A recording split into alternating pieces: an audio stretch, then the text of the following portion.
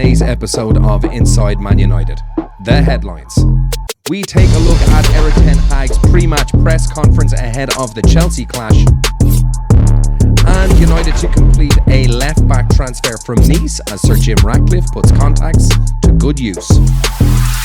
And United also have a very concrete interest in former coach Kieran McKenna, with the Championship manager impressing Sir Jim Ratcliffe and INEOS as a potential Ten Hag successor. And Sir Jim wants to sign Evan Ferguson with a big fee to blow Liverpool and Arsenal out of the water. All that coming up.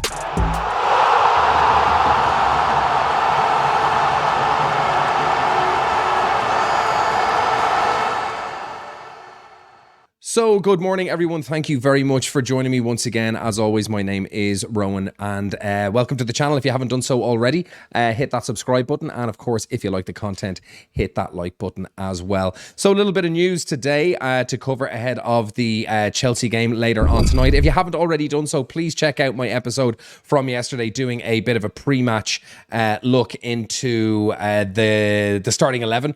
There was a little bit of confusion as to how that 11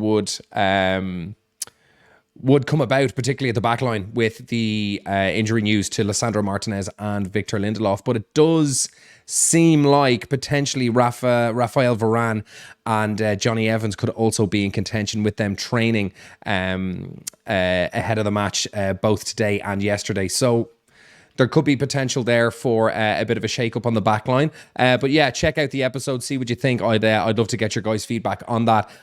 So on the Chelsea game, we're taking a look at Erik Ten Hag's press conference and some of the things that he had to say. He's under huge pressure, as is Pochettino, to get a result from this game. Probably more so Ten Hag, and I would actually say Chelsea are probably the favourites going into this, because they are scoring a few goals. They've scored 14 goals in their last 5 games, but they haven't had a single win in their last Premiership games, with 4 losses and 2 draws. So very, very inconsistent form from both teams, and it's going to be a very interesting tie. I don't think there's going to be a lot of goals, if I'm being honest. Now, there should have been a lot of goals at the Brentford game, were it not for some heroics from Andre Onana and some profligacy in front of goal from Brentford. But anyway, ahead of the game, Ten Hag took some questions from journalists on Wednesday. Now, I mean, Tottenham, Newcastle and West Ham did us a bit of a favour in the fixtures this week, all getting a draw. So, yeah, it's given us a bit of breathing room in the chase for at least 5th. Hopefully there'll be something there. Now, he did say there might be no start for Mason Mount, because he wants to protect him ahead of the game with Chelsea and didn't want to rush him back, as we've seen what has happened to Lisandro Martinez and others, and Luke Shaw, when rushed back from an injury. So he's conscious of easing Mount back into the fold, and he says he's a fantastic player, but it's important first that he is getting and keeping fit. You see it now with Lisha, another injury, so you want to avoid, and we have to do this carefully. This is the first objective, to keep him fit. We want to use him so that he can benefit and contribute to the team like he did on Saturday when he had a big impact. So yeah, that makes a little bit of sense. I would like to see Garnacho on the left and maybe Amad Diallo on the right. I do not want to see Rashford start. I think most fans now have finally turned on Rashford. I've not been a fan of his for years, if I'm being honest. I was happy to see his resurgence last year, but I just don't think the guy has got the mentality to be a consistent performer. So Rafael Varane and Johnny Evans are set to be available for the game, and they reported on Wednesday morning Varane was hopeful of recovering from an impact injury, and he was speaking that heading the ball for such a long time has caused a lot of problems for him with his head, and this is something that we've seen in the past, particularly in the older version of the game, where footballs were a lot heavier, particularly the kind of the old school leather balls. They were a lot heavier. They'd collect water as well. The leather was a lot more hard, and the impact on your head would be ferocious. But also the lighter balls, the better technology, the ball actually travels quicker. So, you know, there's higher velocity going into your head now as well, even if the ball is a little bit softer. So it says here Evans has missed the last 2 games, but he's due to be involved in United's final team training this afternoon. So the probable availability of Varane, Evans and Harry Maguire is well timed with Lindelof and Martinez missing. So maybe Willy Kamwala will not be required for this. It looks like we're going to have a reasonably good complement of centre halves to choose from. So bad news for Willy Kamwala. I was kind of looking forward to seeing him come in and being given a further audition before the summer transfer business goes ahead. So he says, no more issues we don't need. On the front line and midfield, we are okay and we have options there, but in the back line, we have a lack of options. But the good thing is back in training this afternoon is Raphael Varane and Johnny Evans. Yesterday, Harry Maguire was back in training as well. So the club appointed Gary O'Driscoll as the club doctor. And a lot of people are very pissed off, maybe with the training methods, the intensity of training, the physios, the doctors, that there's been such regular and repeated injuries to such a large portion of the squad. Some players have blamed the intensity of Ten Hag's training sessions for muscular injuries. Which, mightn't be untrue, but, I don't think Ajax players were suffering from the same level of injuries. But again, they don't have as many games to compete in as United do. So we'll see what happens. United haven't been known for their high levels of fitness over the last few years. So maybe it's a case of, years of under training, manifesting when you finally got a coach that will push you hard. Pochettino's the same. He's famous for his very rigorous and intensive training sessions. So on to transfer news. Man United will complete a transfer as Sir Jim Ratcliffe put contacts to good use. Now, United had been looking at the right back position for a very long time, with Jeremy Frimpong, of course, being linked. There was Benjamin Pavard, of course, before his move to Inter Milan, and other people were in the frame as well. But attention has switched to left back, and for good reason, with Luke Shaw's injury record and reliability becoming just less and less. Tiro Malacia missing for a large part of the season, and being a number 2 player, I can't see us keeping him around if he's going to be that injury prone, if he's not really on the cusp of being a regular first team starter. So apparently United have approached Nice defender Melvin Bard as part of the club's plans to address the left back injury crisis. And in March, Fabrizio Romano reported that Sir Jim Ratcliffe and INEOS had a clear plan to add fresh blood to the left back position during their first transfer window. Excuse me. So with Ashworth arriving and the arrival of Wilcox from Southampton, which seems to have gone through, there's going to be a strong focus on transfers this summer, and those guys are going to be very, very heavily involved in that. And it's claimed that Ratcliffe is now utilising his current contacts within Nice to target the left back, who has been getting some pretty good reviews in League One this year. So according to Standard Sport, United are in contact with Bard after establishing left back as a priority this summer. It goes on to say that Luke Shaw has missed prolonged periods. We know all that. And, Reguilon is out as well. And Shaw has been ruled out again. So it's a position that's not really very strong for United. And the report adds that United have been considering a right back before switching their focus to the left. And with Ratcliffe owning Nice, it looks like if he wants Bard, he's probably going to get him. And not to mention Jean-Claire Todibo in there as well. And he could receive his maiden France call-up at this summer's European Championship. So again, a French international as well, as is Todibo. And of course, we got Willy Kamwala as well, who I think is knocking on the door of the French team too. The 23-year-old's contract does expire in 2026, so sealing a transfer to United with 2 years left to run would benefit both of these INEOS clubs.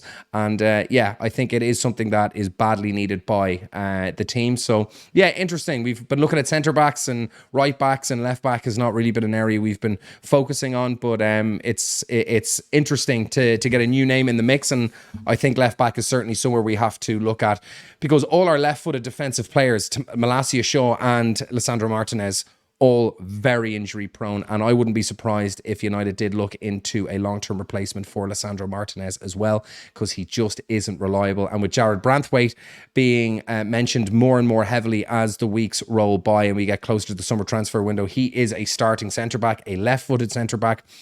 So you could see him coming in and maybe ousting Lisandro Martinez, given his inconsistent fitness. Be interesting. So United have concrete interest in Championship manager Kieran McKenna. You might remember him from his days in the dugout beside Michael Carrick and Ole Gunnar Solskjaer, and he's done a wonderful job at Ipswich Town, having taken them from League One straight into the Championship in his first season, and now he is leading the Championship and he could win it. Now, this could be a case of United going after another David Moyes, another British manager who does well, in the lower and middle levels of the English kind of top flight. But it'd be a huge, huge gamble for Ratcliffe and INEOS to go after him. But the kid does seem to be doing a lot right, and you can only do what's in front of you, and he's doing it pretty bloody well. And he's being seen as a possible successor to Erik Ten Hag, because there's rumours Liverpool are looking at him as well as a replacement for Jurgen Klopp when he leaves. And it's been reported here from James Ducker in the Daily Telegraph that the performance in the 2-1 defeat at home to Fulham 5 weeks ago kind of raised a few eyebrows, and then the no-show against Brentford. It does seem that those two games in particular have pissed off INEOS, essentially. And no doubt they're drawing up a list of potential replacements for Ten Hag. It'd be remiss of them not to, even if you're Ten Hag's biggest fan and think he should stay. It would be highly irresponsible for them to not have at least some replacements lined up just in case something happens. So Football Insider claimed that United are big admirers of Ipswich Town boss Kieran McKenna, and he's emerging as a strong contender to be their next manager. Ipswich are now on course for back-to-back promotions after McKenna guided them to second place in League One last year. And INEOS have been hugely impressed with what he's done in League One and in the Championship. But again, the jump to the Championship to the Premier League is very, very different. But like I said, he's doing about as well as he can with the mission that is in front of him. McKenna is seen as a manager with strong Man United credentials following his time as assistant to Ollie and in the club's academy as a coach, and a future Man United manager by some at the club. So yeah, Dion Dublin now, going on to say that United have a long way back, which is true. But it starts now, so let's see what happens. But it'd be exciting to get Kieran McKenna back in the dugout. Is he going to be attracting top names? No. But he is a very young manager with fresh ideas, likes to play a 4-2-3-1, likes to play possession football, and he's doing pretty well elsewhere. Could he take this step up to Man United? Let's see. I think it could be a bit too early for him. I'd like to see him, maybe for 2, 3, 4 years in the Premiership and cut his teeth there, and let's see how he does against the real big boys. But it's great for him. There was big noise about him when he left United. There was he had a lot of promise, and there was a lot of whispers that he was going to be a very prominent figure in British management for years to come. And he's absolutely lit the place on fire since he's gotten his chance as a first-team manager with Ipswich. So very best of luck to him, and let's see what happens. And then finally, we have an article here from Harry Watkinson in Team Talk with United going after Evan Ferguson. And this kind of does play into what Ratcliffe is looking at. He does not mind spending big money as long as it is on a young player, where you'll get value for the player if they stay at the club, or there will at least be resale value based on the player's youth. And you'll also not have to pay young players very high wages, at least for the first 2 or 3 years, until they've, earned their corn and earned that pay raise.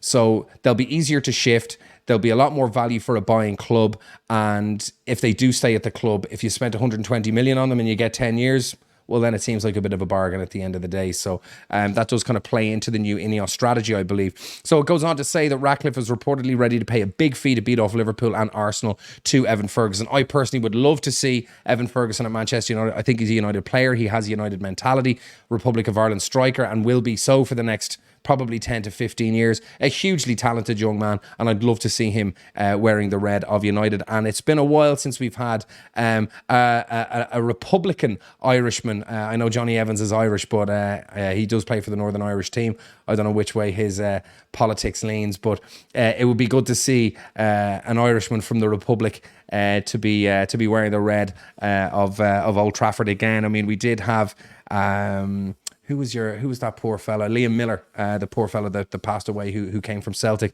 Darren Gibson as well. It didn't quite work out for him, and not since we've had John O'Shea and Dennis Irwin and Roy Keane have we had a kind of a regular feature for the first team. So I'd love to see Evan Ferguson going to United, and it looks like we would be willing to pay the 3 figures that are probably going to be required to get him into the club. So the teenager burst onto the scene last season by scoring 3 goals and 2 assists in his first 5 Premier League games, and he finished the campaign having netted 16 goals in total. And he's had a pretty decent start to life this year, but they've made the signing of João Pedro. Danny Welbeck is doing quite well as well, and I think he's just kind of being gently coddled within that first team. but he's at the right club. So according to transfer journalist Ben Jacobs, Man United are looking to bring a competition for Rasmus Højlund, and Liverpool, Arsenal also being linked with the Irishman. So he goes on to say, I think that from Manchester United's point of view, they wouldn't be starting anywhere near 100 million, probably closer to 70 to 80, which I suppose is relatively close to the package that they ended up paying for Højlund. That's interesting about the interesting thing about Ratcliffe is that he doesn't plan on looking at numbers only in terms of whether they're high or low. With younger profiles, he'll very much see a higher fee as an investment, not an expense, because the player will have longevity at the football club over several seasons. But more importantly, the wages by United standard might be comparatively low. So Ratcliffe is prepared, should United be able to, under FFP and profit and sustainability, pay these big fees, providing he gets value and longevity from the player. And I think that Evan Ferguson does tick that box. He most certainly does. I would love to see that kid come to United, and I think himself and Højlund could make a very, very potent strike force and provide ample competition to one another. And I think it'll be a very, very exciting thing to see. As always, guys, thank you very, very much for joining me. If you haven't checked out yesterday's episode, it is a match preview, predicted 11, a little bit of a tactical breakdown as well. So if you're interested in that, click on that episode. And if you haven't done so already, hit like, hit subscribe. Thank you very, very much for joining me. Thoughts in the comments, and enjoy the match. And I will see you on Friday morning. Take it easy. Have a good one. Bye.